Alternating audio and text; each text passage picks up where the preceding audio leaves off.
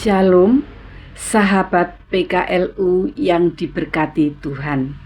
Selamat pagi, selamat berjumpa kembali dalam program saya dan PKLU GPIB membaca Alkitab bersama. Perkenalkan, saya Sugiyarti Sinaga, berjemaat di GPIB Immanuel, Jakarta.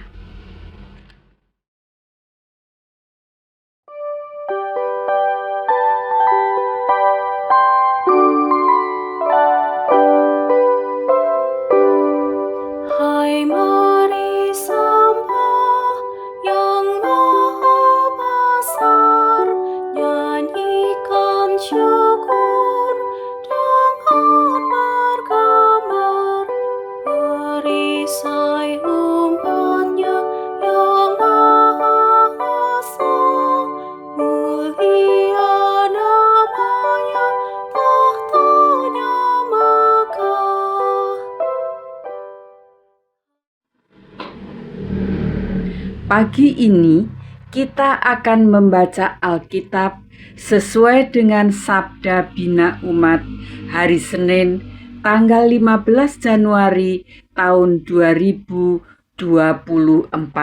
Namun sebelumnya, marilah kita mohon pimpinan Roh Kudus, kita berdoa. Sungguh kami bersyukur atas penyertaan Tuhan di sepanjang malam berlalu, hingga memasuki hari baru yang Tuhan sediakan. Saat ini kami mau bersekutu dengan Tuhan dan sesama kaum lanjut usia, lingkupi dan kuasai dengan Roh Kudus-Mu. Engkau melihat kedalaman hati kami, segala kelemahan, kekurangan, bahkan salah dan dosa kami, Engkau juga yang mengampuninya. Oleh karena itu, hanya Engkaulah yang patut kami puji, sembah dan muliakan. Dalam Kristus Yesus kami berdoa kepada Bapa di surga. Amin.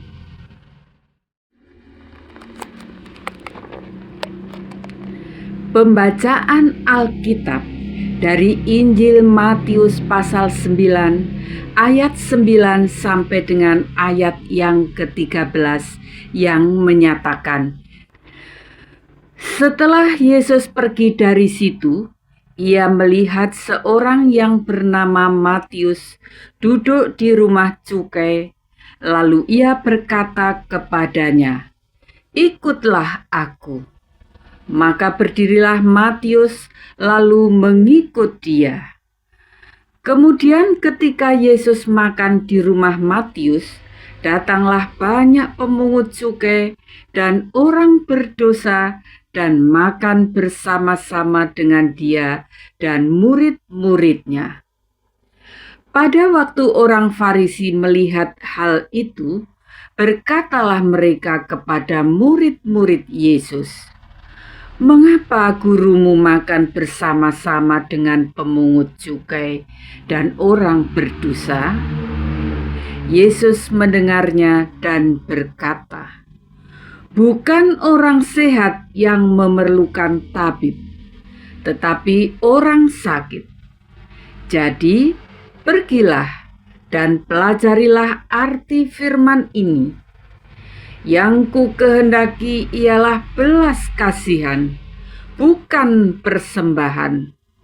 Karena aku datang bukan untuk memanggil orang benar, melainkan orang berdosa." Demikian pembacaan Alkitab.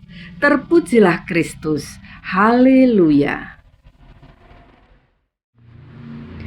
Renungan pagi di bawah tema, apakah aku termasuk yang memerlukannya?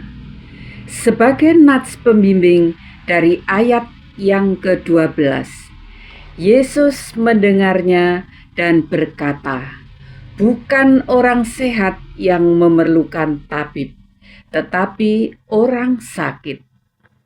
Sahabat PKLU, Bukan orang sehat yang memerlukan tabib, tetapi orang sakit. Pendapat ini Yesus tujukan kepada orang Farisi yang mengoreksinya karena duduk dengan pemungut cukai dan orang berdosa. Yesus mengatakannya karena seorang tabib atau dokter biasanya lebih diperlukan oleh orang sakit daripada orang sehat. Yesus hadir dan berkarya di tengah dunia, bukan karena dunia sedang sehat, aman, dan baik-baik saja. Ia datang justru karena dunia memerlukan penolong dan penyelamat untuk memulihkannya. Keberadaannya di antara pemungut cukai dan orang berdosa adalah tepat atau sesuai dengan tujuan, karena ia datang bukan untuk memanggil orang benar, melainkan orang berdosa. Perkataan Yesus ini menyatakan bahwa yang Yesus cari adalah mereka yang sedang tidak sehat, mudah melakukan kesalahan, atau orang berdosa. Apakah ada di antara kita yang berpikir dan mau berkata, "Kalau begitu, bukan saya yang dicari Yesus"? Jika cara berpikir itu terbangun dalam diri kita, maka kita menjadi kelompok Farisi baru. Bukankah sesungguhnya tidak ada manusia yang sehat seutuhnya, suci sepenuhnya? Mungkin secara fisik sehat, namun bagaimana dengan hati dan motivasi karya hidup kita? Adakah Yesus menemukan hal-hal yang utuh dalam hidup kita?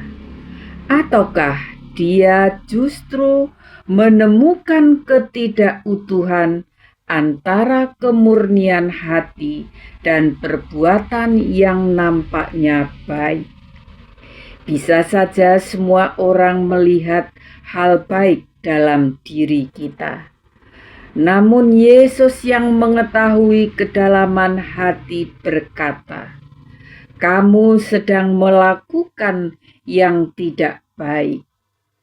Jika kondisi ini yang sedang terjadi, maka sesungguhnya kita termasuk orang yang tidak sehat dan karenanya memerlukan kehadiran Yesus. Kita butuh sentuhan darinya. Sentuhan itulah yang akan memulihkan kita agar perbuatan menjadi cerminan hati yang baik.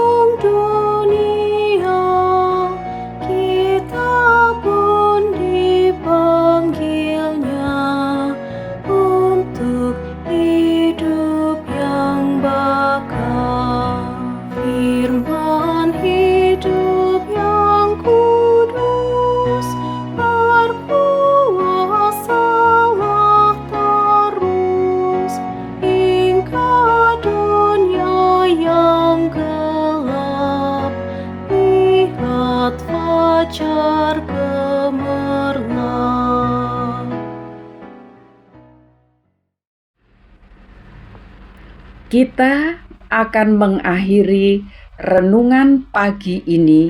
Mari kita berdoa. Terima kasih Tuhan, kami memerlukan firman-Mu untuk menerangi perjalanan kehidupan kami. Firman-Mu menasehati dan juga menghibur. Kami memerlukan-Mu Bapa, untuk membangun hidup yang berintegritas, baik di hati maupun dalam tindakan kami.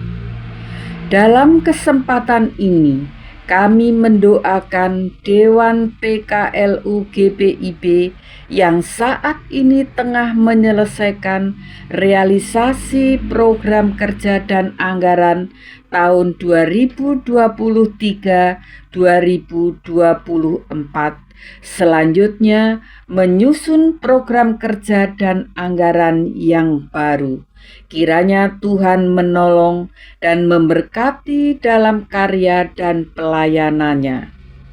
Selanjutnya kami mendoakan sahabat PKLU di mana saja berada yang sedang mengalami kelemahan tubuh.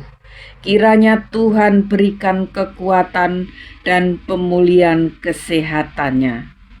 Bagi seluruh kaum lanjut usia, biarlah merasakan sentuhan kasih Tuhan dan bersukacita di masa tua serta tetap memelihara pengharapan. Bagi pengurus Pelkat PKLU, kiranya Tuhan berikan hikmat dalam mengemban tugas pelayanannya yang Tuhan percayakan. Kami juga mendoakan anak-anak dalam pekerjaan dan rumah tangganya, agar tetap hidup dalam ketaatan dan kesetiaan kepada Tuhan. Bagi cucu-cucu kami, kiranya sukses dalam pendidikannya, sehingga mempunyai masa depan yang penuh pengharapan. Kami berdoa bagi bangsa dan negara Republik Indonesia tercinta yang akan menyelenggarakan pesta demokrasi pada tanggal 14 Februari tahun 2024 untuk memilih pemimpin. Kiranya berserah kepada Tuhan.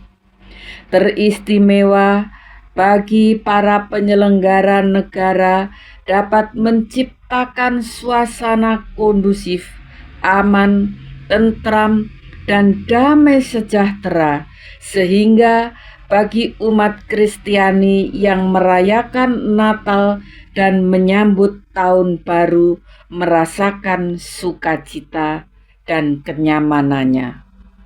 Ya Yesus Kristus, kami mendoakan Presiden Republik Indonesia Bapak Joko Widodo dan Wakil Presiden Bapak Ma'ruf Amin. Kiranya Tuhan berikan kekuatan serta kemampuan untuk memimpin negeri ini. Bagi segenap umat ciptaannya, kiranya selalu dalam genggaman erat tangan Tuhan dalam menjalani tahun 2024. Seraya bersyukur serta berterima kasih kepada Tuhan atas pimpinan dan penyertaannya di sepanjang tahun 2023. Demikianlah permohonan doa dan ungkapan syukur yang kami panjatkan kepada Bapa di surga. Amin. Demikianlah renungan di pagi hari ini. Terima kasih sahabat PKLU yang telah menyaksikan program saya dan PKLU GPIB membaca Alkitab bersama. Yang bertugas saya Sugiyarti Sinaga. Mohon pamit dan sampai berjumpa di lain waktu.